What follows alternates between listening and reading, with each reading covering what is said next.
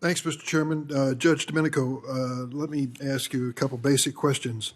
Do you believe that the guarantees of the Fifth Amendment and 14th Amendment to due process are limited to citizens of the United States? Generally, I think the due process clauses are mostly for citizens, but there are protections for those who have been here a significant amount of time under binding current precedent. Let me read you the Fifth Amendment, which I'm sure you're familiar with. No person shall be deprived of life, liberty, or property without due process. It doesn't say citizen, it says person. Does that make a difference? Right, and there is an ongoing dispute about certain provisions that speak of the people versus persons, and I wouldn't want to prejudge that case, but I do think that there is a distinction potentially that people have argued between provisions that, like you just read, refer to persons versus those that refer to the people, which may be more limited. But it doesn't say citizens. Do you concede that point? I do. So I'm trying to understand what's going on when it comes to cases that come before you as a district court judge. President Trump told us over and over again, and we can quote back to the president exactly what he said at his rallies.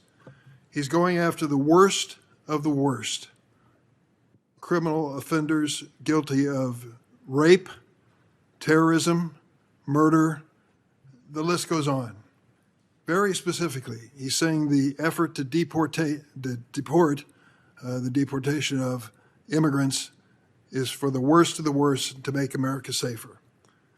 You've heard that, haven't you? I've heard that, yes.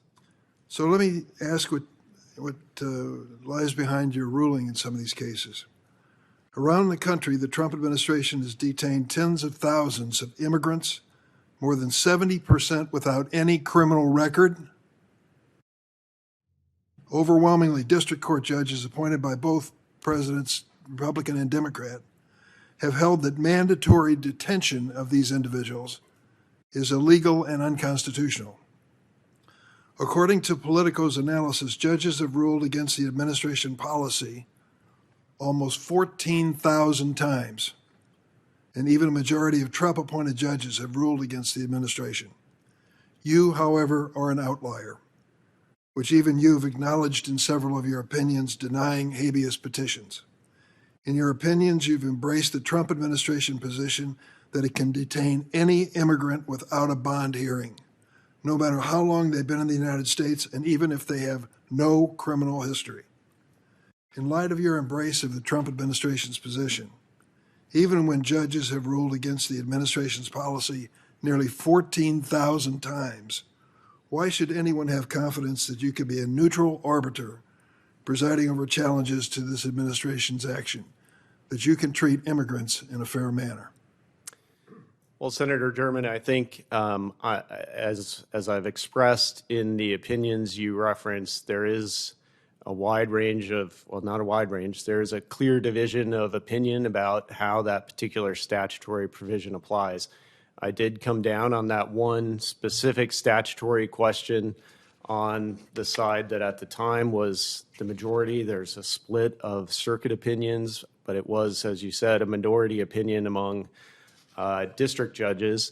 But ultimately, I think if you look deeper into my record on those immigration cases, you'll see that I have ruled in favor of petitioners in a number of those cases on separate bases. So I take those cases very seriously.